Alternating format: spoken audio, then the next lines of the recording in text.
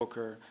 There's been a lot of interest in this, and we're grateful to all of them. They were invited, but I guess you know, there's stuff going on in the Senate, as you know. And but we're grateful that both of you are here, and it's instrumental. This is you know, an important moment after 30 years of war. President Trump is a president of peace. He really does want peace. He prioritizes it above all else. We saw his intervention in the conflict between India and Pakistan. We saw his intervention most recently as a few days ago in a very dangerous war, right? A very dangerous war that could have really spiraled out of control, and his intervention made that possible. And there are other places that we want to see this, but we're very excited about this, and we can't wait to have the heads of state, the presidents of the respective countries here in Washington in a few weeks to finalize the complete protocol and agreement. But today is an important step in that direction, and we're grateful to be able to host it here at the Department of State.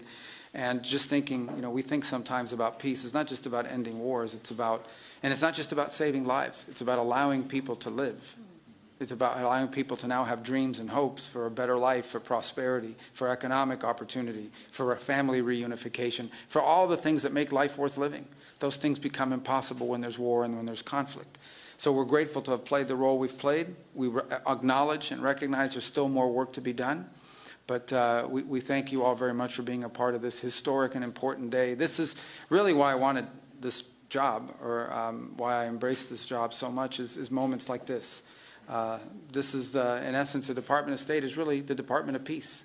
It's designed to bring people together, both in our relations with other countries, but to the extent we can use the stature and the influence of the United States to bring others together. It makes the world a better place. And I honestly believe that when there's peace in the world among friends who may have disagreements and conflict, it does help America. It does help make America stronger and safer and more prosperous. It gives us people, partners we can do business with.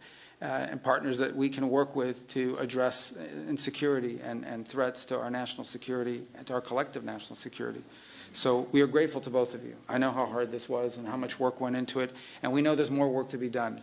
And but we are grateful to have you here today. We're honored to be a part of this. We're excited to be a part of it. And again, I do want to thank everyone here in our Africa Bureau and at the Department of State. And once again, our superstar there, Mr. Bulos. What do you want to do next after you're done with this? Huh? Sudan. Yeah, very important. Actually, very, very important. And you're very involved in that as well. So what are you guys doing this week in Qatar? You guys want to work a little?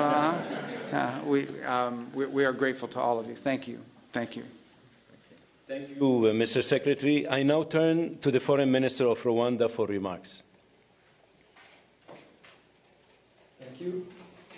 Secretary of State Marco Rubio, Minister Therese Kaikwamba-Wagner, the Chairperson of the African Union Commission, Mahmoud Yusuf, Minister of State Mohamed Ali Koulaifi of Qatar, my colleague, Minister of Foreign Affairs of Togo, Robert Dussé, Senators, dear colleagues, good afternoon.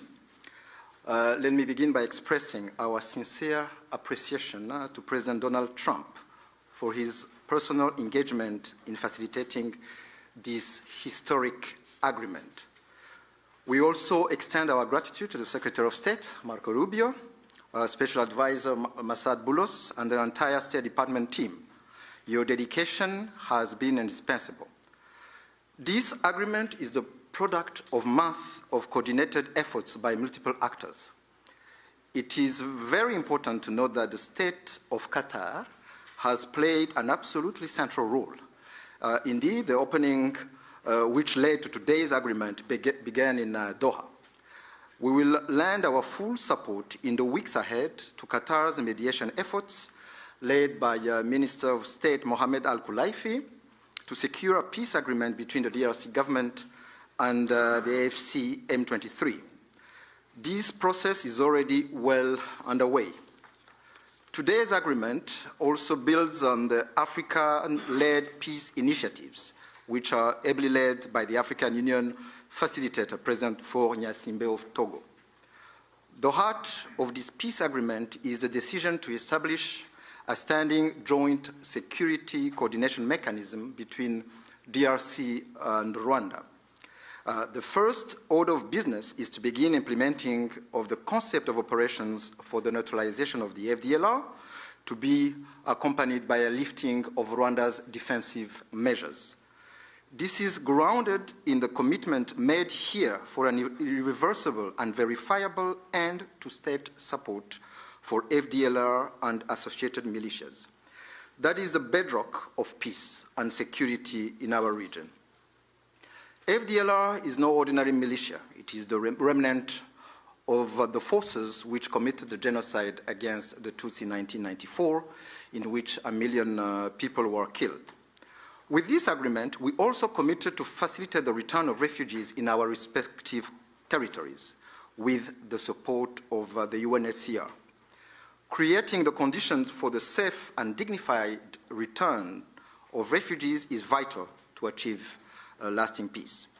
We also took to enhance economic cooperation, including with American companies and investors.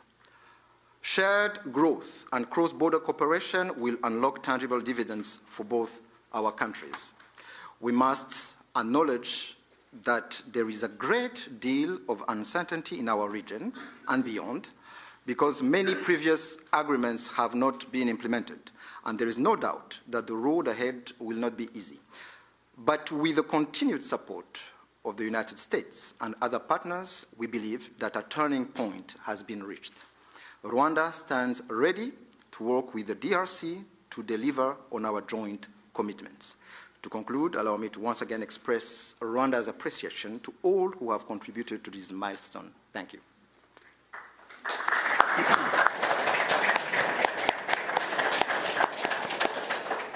Thank you, Mr. Minister. I now turn to the Foreign Minister of the Democratic Republic of the Congo.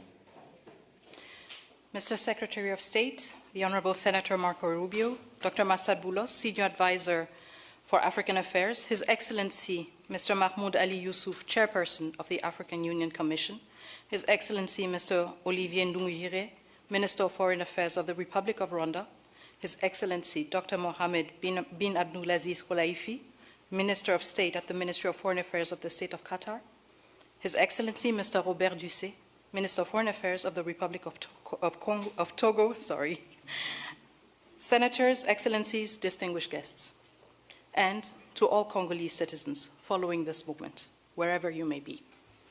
2 months ago in this very room, we signed a declaration of principles, a first tangible step to break with deadlock and chart a path towards peace.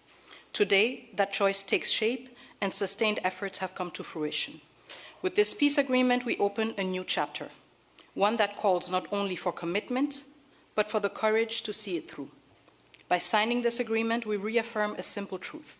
Peace is a choice, but also responsibility, to respect international law, to uphold human rights, and to protect the sovereignty of states. Those who have suffered the most are watching. They are expecting this agreement to be respected, and we cannot fail them. This agreement builds on the efforts of many.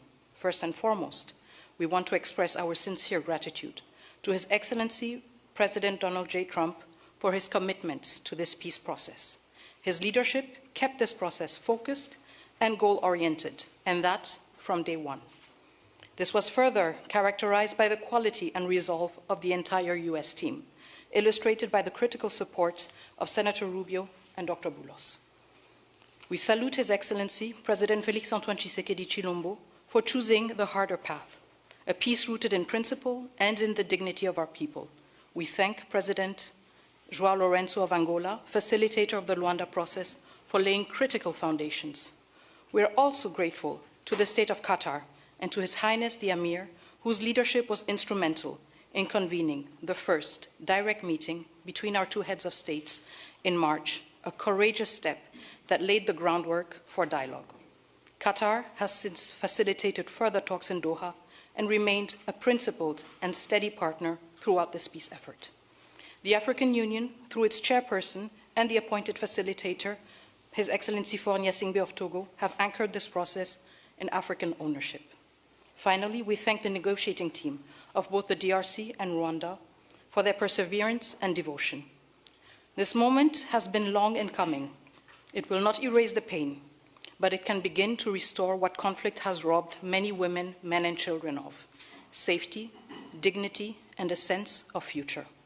For the Great Lakes region, it offers a rare chance to turn the page, not just with words, but with real change on the ground. Some wounds will heal, but they will never fully disappear. They may grow over, but the skin will forever remain thin and frail, and deep down, the flesh will still remember. At times we will feel numb, and at others we will feel a sudden pang that will remind us of what was lost forever. The scars we carry on our bodies and in our souls will remind us of what must never be forgotten, repeated, or accepted. A few days ago in Kinshasa, a coalition of women's organizations shared a clear message with me.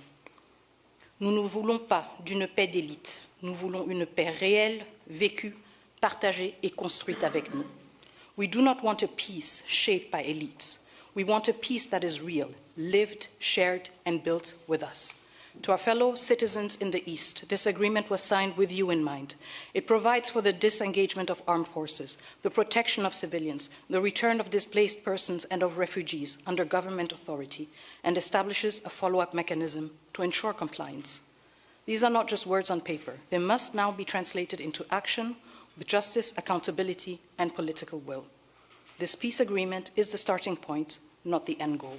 It must now be followed by disengagement, justice, and the return of displaced families, and the return of refugees, both to the DRC and Rwanda. However, no text, however carefully negotiated, can carry on its own the weight of peace. I still remember, on the day we signed the Declaration of Principles, a member of the US team said, "If it were easy, it would have been done a long time ago." That holds true now more than ever. What we have signed is only as strong as our will to implement it. We, the DRC, will certainly and resolutely fight for this agreement to be respected, not with our words, but with our deeds. Today, we have chosen peace. What matters now is that we protect it and prove to our people and to the world that even in a region marked by deep scars, dignity and cooperation can prevail. So now, our work truly begins. Thank you.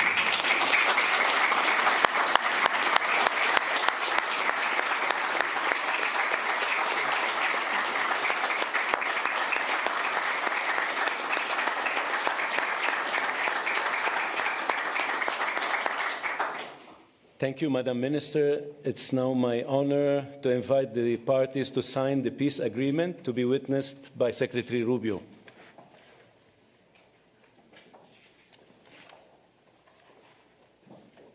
The agreement being signed includes provisions on the respect for territorial integrity and the prohibition of hostilities, the disengagement, disarmament, and conditional integration of non-state armed groups, the establishment of a joint security coordination mechanism, the facilitation of the return of refugees and internally displaced persons, as well as humanitarian access, the reaffirmation of MONUSCO's mandate, and the establishment of a regional economic integration framework. The agreement also includes an annex on the functioning of the Joint Security Coordination Mechanism and the full text of the concept of operations of the Harmonized Plan for the Neutralization of the FDLR and disengagement of forces / lifting of defensive measures by Rwanda, which was agreed to under the auspices of the Luanda process on October 31st, 2024, and adopted by the foreign ministers on November 25, 2024. With the parties' signatures today, the agreement immediately enters into force. Thank you very much. Congratulations.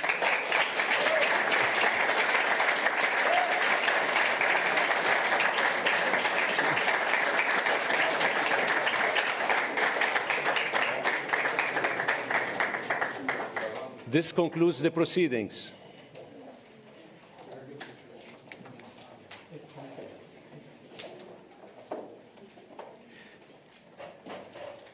Kindly stay seated while the parties depart. Can we get a quick picture with the two senators? Yes, please.